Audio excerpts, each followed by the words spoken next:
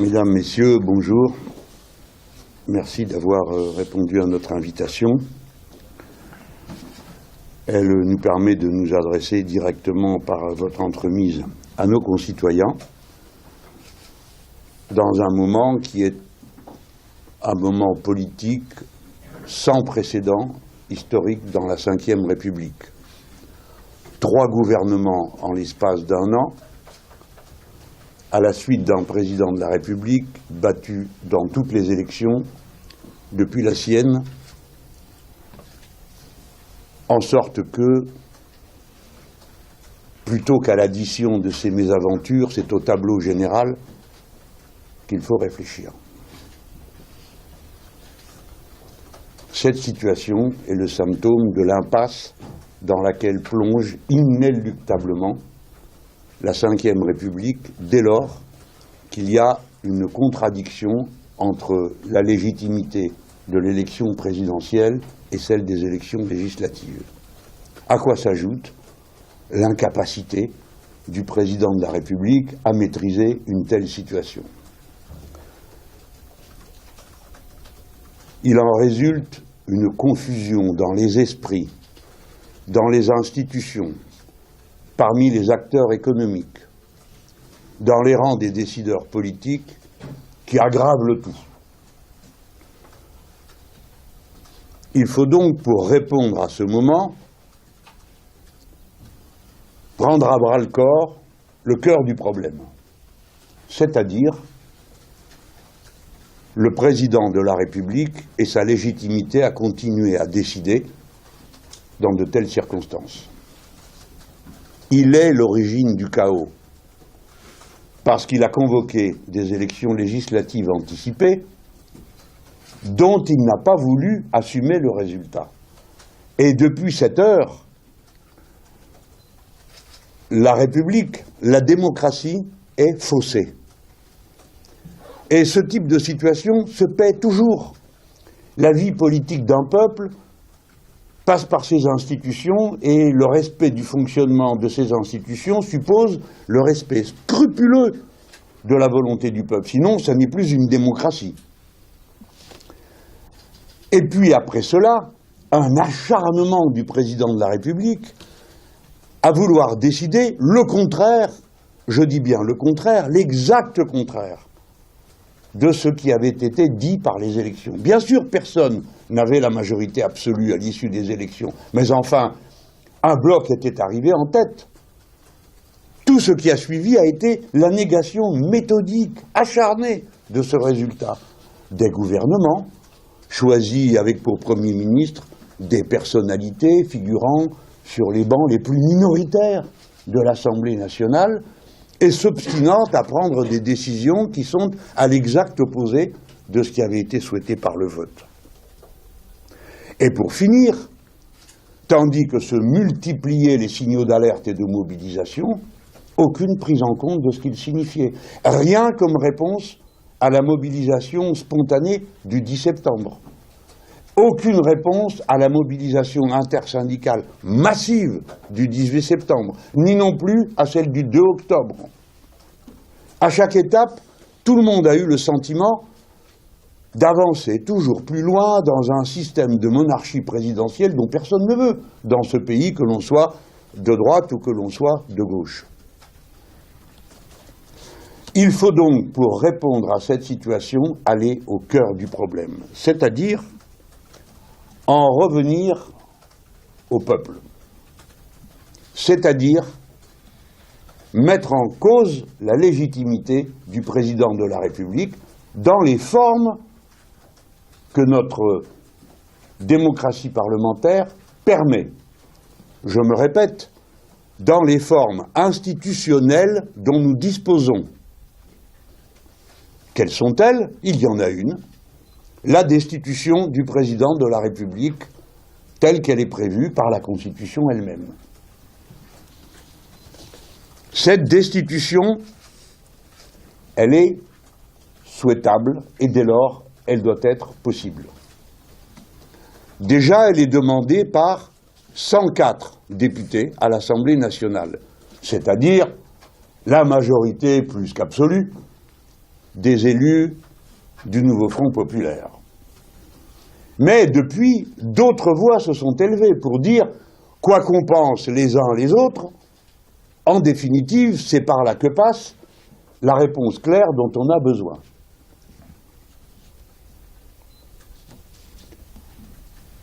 Et c'est en effet, telle qu'est la culture politique de notre peuple, à cette étape, après tout ce que nous venons de vivre, la confusion qui règne, l'absurdité qu'il y aurait à imaginer quelque combinaison que ce soit reposant sur l'Assemblée nationale telle qu'elle est, puisque tout a été essayé sans succès. Notre proposition à l'époque de nommer un Premier ministre issu du NFP, puis l'échec d'à peu près toutes les formations politiques de droite. Puisque tout a échoué, il faut donc en revenir à la décision du seul souverain que connaît ce pays, le peuple. Le retour au peuple est la réponse que les démocraties apportent lorsqu'elles se trouvent dans une impasse. Nous sommes dans une impasse, personne ne peut le nier. Aussi longtemps qu'on tardera à régler le cœur du problème, tout ne fera qu'empirer et s'aggraver. Plus on imaginera des combinaisons, des accords contre nature pour parvenir à je ne sais quelle solution gouvernementale, plus on aggravera la crise. Aux yeux du monde, aux yeux de tous ceux qui regardent à cette heure, on a besoin d'une solution claire, nette, franche et massive, pour reprendre un vocabulaire que vous connaissez. En France, le peuple est et doit rester son propre maître. Et quoi qu'il arrive, nous autres, qui avons été élus sur un même programme, et qui siégeons pour l'essentiel et votons pour l'essentiel de la même manière au fil des discussions et des votes à l'Assemblée nationale. Notre devoir, conformément au mandat que nous avons reçu dans cette élection de 2024, est de nous retrouver pour examiner tous les moyens qui nous permettent de faire face à la nouvelle situation. Et en particulier, quelle suite comptons-nous donner ensemble à la motion de destitution? Aussi longtemps que le président de la République ne se sera pas exprimé, puisqu'il est, dans cette circonstance, le maître des événements. Il nous appartient de répondre à ce que nous voyons, et ce que nous voyons appelle notre demande de sa démission ou de son départ par un vote des assemblées. Et ensuite, nous verrons. Mais il faut le faire avec le sens des responsabilités, et quoi qu'il ait pu se produire, de la volonté d'apporter une réponse qui soit une issue gouvernementale pour notre peuple et une issue claire. Bref, le peuple est son propre maître. À tous ceux qui m'entendent, qui m'écoutent, je le rappelle, nous sommes toujours, nous autres Français, tirés d'affaire, chaque fois que nous avons fait, sans barguigner, appel au peuple pour qu'il décide lui-même de ce qui doit être fait. Et ce qu'il décidera sera la loi générale. Il n'y a donc pas à avoir peur du vote populaire. Au contraire, il faut le solliciter en lui donnant les moyens de prendre la décision jusqu'au bout. Voilà pourquoi nous nous prononçons comme je suis en train de le faire au nom de tous mes camarades. Que chacun se dise qu'il est le maître de l'histoire de France. Il n'en est pas l'objet, il en est l'acteur. Chacun. Tant et si bien que je ne saurais conclure à cet instant sans inviter chacune, à prendre sa part de responsabilité. Qu'elle aille vérifier qu'il est correctement inscrit sur les listes électorales. Et s'il n'y est pas, qu'il y aille, parce que, d'une manière ou d'une autre, incessamment, le peuple français sera de nouveau convoqué à donner son avis. Il faut qu'on l'autorise, il faut qu'il lui soit permis d'aller au bout de sa démarche. Voilà notre vœu à cette heure. Aucune combinaison, aucune magouille, aucune entente de derrière les rideaux ne peut se substituer à l'exigence que le peuple se prononce. Il est le seul maître de ce pays et tel est le fond de toute notre philosophie politique. Je vais maintenant, comme je le fais à chacune de nos rencontres, aller de mon côté et les dirigeants du mouvement insoumis répondront aux questions que vous voudrez bien leur poser. Merci en tout cas de m'avoir écouté. Bon courage. Alors on est à votre écoute si vous avez des questions. Oui. Bonjour, Sandrine Cassini, Journal Le Monde. Plusieurs questions. Donc vous avez invité les deux formations de gauche à se réunir. C'est uniquement pour évoquer la destitution du président de la République ou c'est aussi pour évoquer une éventuelle dissolution si elle est prononcée par Emmanuel Macron? Première question. Deuxième question, est-ce que tous les partis politiques sont invités de gauche, c'est-à-dire également l'après, par exemple, aux anciens camarades? Alors, pour répondre à votre première question, je pense que notre message de proposition de réunion commune adressé aux composantes fondatrices de la NUPES et du Nouveau Front Populaire, je crois que le message est assez clair. La situation politique est totalement inédite, totalement nouvelle. Elle nécessite que chacun prenne ses devoirs et ses responsabilités. Et donc nous proposons cette réunion pour pouvoir examiner ensemble tous les scénarios, toutes les hypothèses qui sont sur la table. Et donc inclut évidemment les deux hypothèses que vous avez citées dans votre question. En ce qui concerne notre proposition, nous l'avons adressée aux composantes fondatrices du Nouveau Front Populaire, puisque c'est celles avec lesquelles nous avons discuté l'année dernière pour aboutir à l'accord du Nouveau Front Populaire, puisque c'est celles qui constituent aujourd'hui les 4 groupes qui, à l'Assemblée nationale, sont les 4 groupes de la gauche, les 4 groupes issus du vote des électrices et des électeurs l'année dernière, et y compris, puisque ces 4 groupes, par exemple, ont encore été capables la semaine dernière de discuter en commun et de se mettre d'accord sur des candidatures communes aux différentes fonctions internes de l'Assemblée nationale. Donc voilà, notre proposition vise à faire face à toutes les hypothèses, à tous les scénarios qui sont sur la table, et elle s'adresse aux composantes fondatrices du Nouveau Front Populaire et de la NUPES. D'autres questions? Oui. Vous appelez Lydia Bergel de la radio France Info, vous appelez un retour aux urnes alors que le RN paraît particulièrement fort. Est-ce que c'est un risque que vous êtes prêt à prendre? Quelqu'un veut répondre? Mathilde. Bon, d'abord, quand on appelle au retour aux urnes, moi je voudrais redire ce qui a été dit assez fortement tout à l'heure, mais que le problème aujourd'hui n'est pas à l'Assemblée nationale, mais est bien à l'Élysée, et que donc il faut aller à la racine du problème, c'est-à-dire auprès du président de la République, qui est celui qui refuse de reconnaître la souveraineté du peuple. Ça, c'est la première chose. La deuxième chose, c'est que je rappelle qu'il y a un peu plus d'1 an et demi, lors des élections législatives anticipées, 27 sondages sur 27 avaient donné l'extrême droite en tête, et c'est finalement la mobilisation citoyenne massive dans les urnes, notamment des quartiers populaires, de la jeunesse de ce pays, des habitants des Outre-mer, mais aussi des militants politiques, associatifs et syndicaux, qui avaient permis de sauver la République de l'extrême droite. Et donc, je crois que nous sommes toujours dans un moment où, par le retour aux urnes massif des citoyens et des citoyennes, nous pouvons faire à la fois échec au Front National et tourner la page de la Macronie. Pourquoi ce n'est pas le cas d'une dissolution?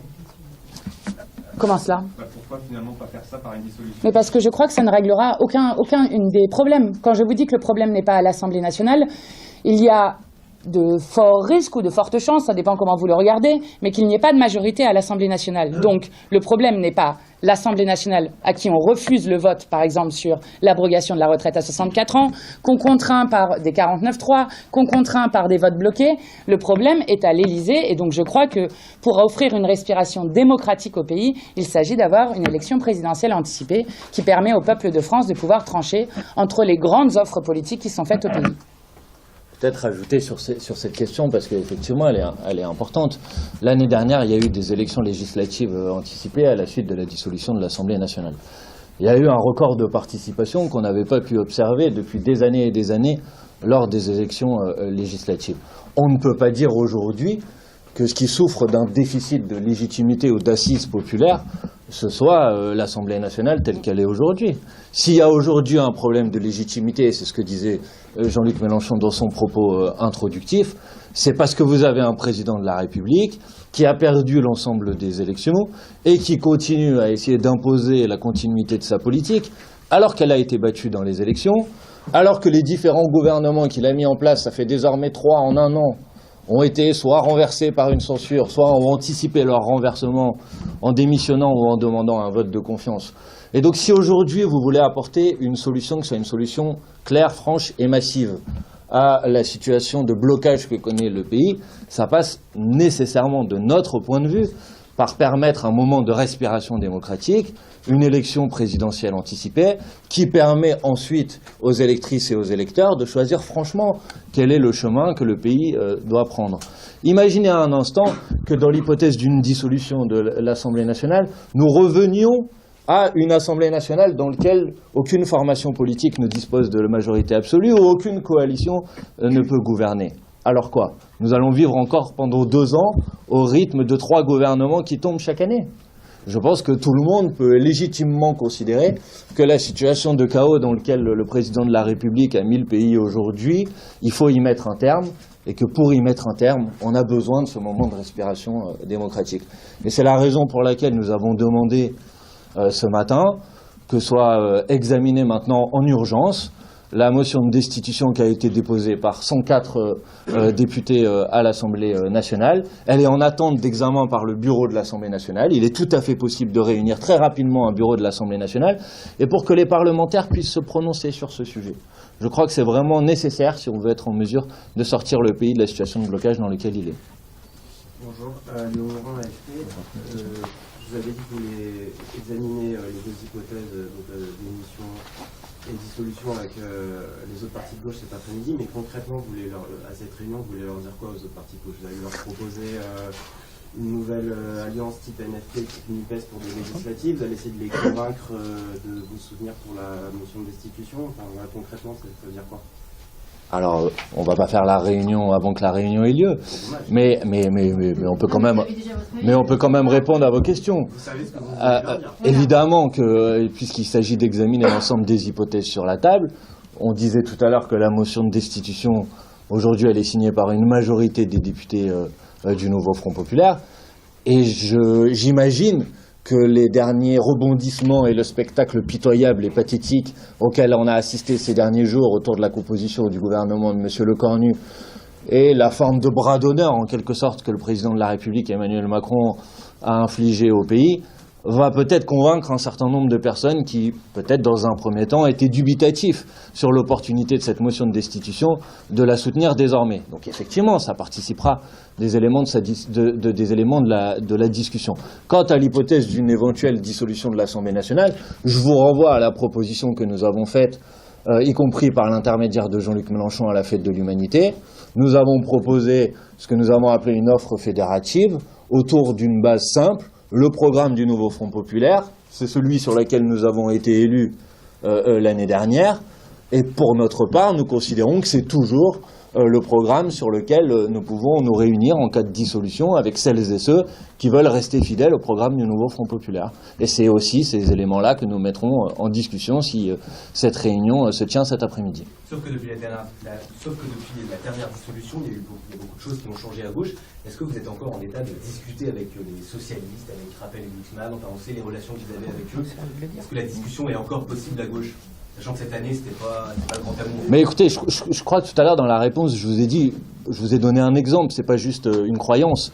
Il y a pas plus longtemps que la semaine dernière, pas il y a 3 mois, à l'Assemblée nationale, quand il a fallu discuter sur la question du bureau de l'Assemblée nationale, des présidences de commission, nous avons tout à fait été en capacité de nous mettre autour de la table et de renouveler l'accord que nous avions passé l'année dernière à l'issue des élections.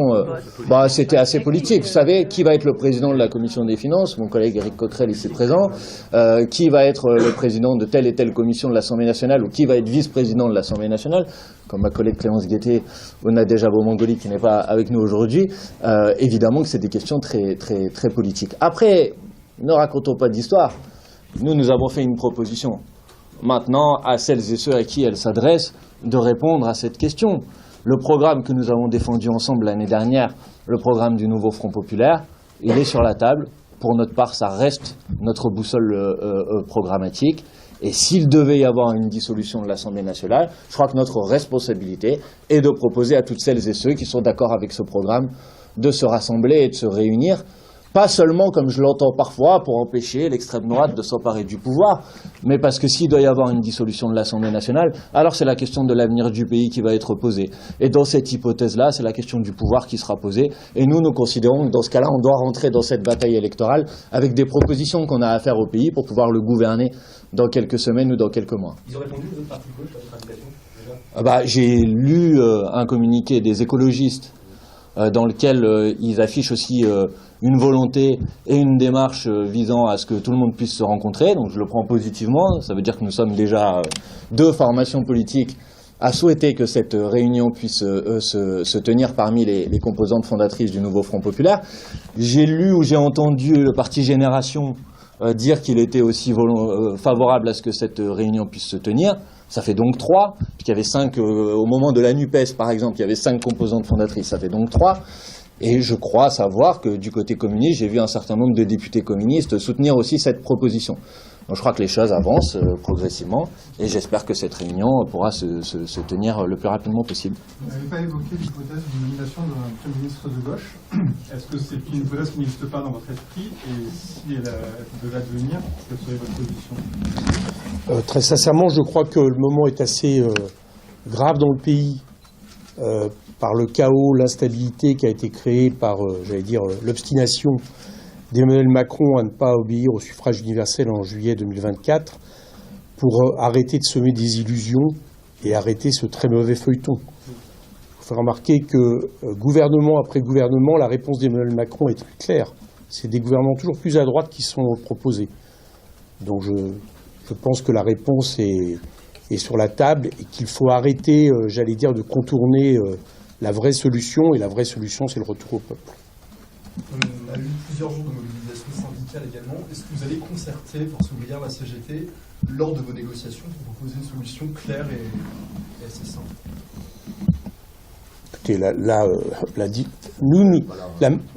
le sujet, l'actualité, la question n'est pas sur la table. Maintenant, je vous rappelle une chose, c'est que le nouveau Front populaire tel que nous l'avions voulu et fait en juillet 2024 s'adressait au-delà des partis politiques. Il y avait les partis politiques, mais il y avait aussi, vu la situation et la gravité, un appel aux associations, aux organisations, aux citoyens. Certains avaient répondu d'ailleurs en s'engageant. Bon, je ne doute pas que nous ferions de même si nous avions, une élection à affronter, ce que nous souhaitons. Donc voilà, c'est la réponse. Ce qui avait fonctionné la dernière fois, nous ne voyons pas pourquoi ça ne fonctionnerait pas. Et nous, populaires, je vous le rappelle, se référait à une période de 36 où déjà, à l'époque, on avait appelé les syndicats, les associations, les collectifs citoyens, la société à s'unir avec les partis qui en faisaient partie. Donc je pense que ça peut être exactement sur le même thème. Allez, une dernière ou 2 dernières questions, oui. Allez. Pour être clair, en cas de dissolution, est-ce que vous êtes prêt à reconduire l'accord du NFP tel qu'il a été conduit l'année dernière avec la répartition des circonscriptions, les candidatures uniques, y compris avec le Parti socialiste ou pas? Sacha ? Bon, j'avais l'impression d'avoir été clair.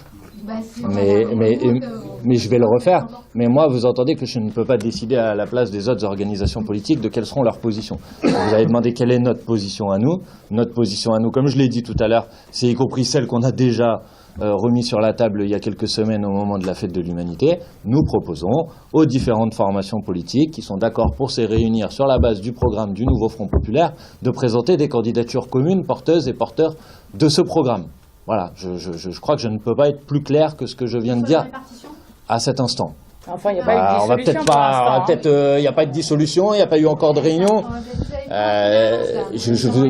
Oui, mais on peut avoir des coups d'avance et pas forcément vous les dire aussi, vous voyez. On peut avoir un départ d'Emmanuel Macron. Donc, chaque chose en son temps, pas à pas. Je crois que notre message est assez clair. Aujourd'hui, de notre point de vue, la solution pour sortir de l'impasse dans laquelle est le pays, ce n'est pas la nomination, Éric Coquerel a répondu d'un autre gouvernement, ce n'est pas non plus, et je crois qu'on a donné un certain nombre d'arguments pour ça, la dissolution de l'Assemblée nationale, c'est le départ du président de la République, sa démission ou sa destitution. Voilà, c'est le message principal qu'on veut faire passer aujourd'hui, et on est prêt à discuter avec l'ensemble des formations politiques qui partagent un programme commun, celui du nouveau Front populaire, pour être capable de faire face aux différentes hypothèses qui vont être sur la table dans les prochaines heures et dans les prochains jours. Oui. Des peu, mais Ça arrive. L'après, ils partagent le programme de rupture du Front populaire. Oui. Mais ils ne sont pas dans les partis fondateurs. Mais on vous parle d'une proposition. Non, mais on vous parle d'une proposition de rencontre. Cette proposition de rencontre, il est quand même normal qu'elle s'adresse dans un premier temps à celles et ceux avec qui nous avions discuté l'année dernière. Bon. Donc, chaque chose en son temps, si vous voulez bien. Je ne sais pas si vous avez votre carte ou je ne sais quoi, mais là, pour l'instant, je crois que notre proposition est claire. C'est dans le titre de notre tweet. Je crois l'avoir détaillé suffisamment. Et je vous propose qu'on puisse se retrouver régulièrement, ne vous inquiétez pas. Il est possible qu'on se voit de manière assez régulière dans les prochaines heures et dans les prochains jours. Et je vous promets, on vous informera de l'avancée de toutes ces discussions et de toutes ces initiatives. L'heure n'est pas finie. Voilà, on vous remercie en tout cas de votre présence et on vous souhaite une très bonne journée.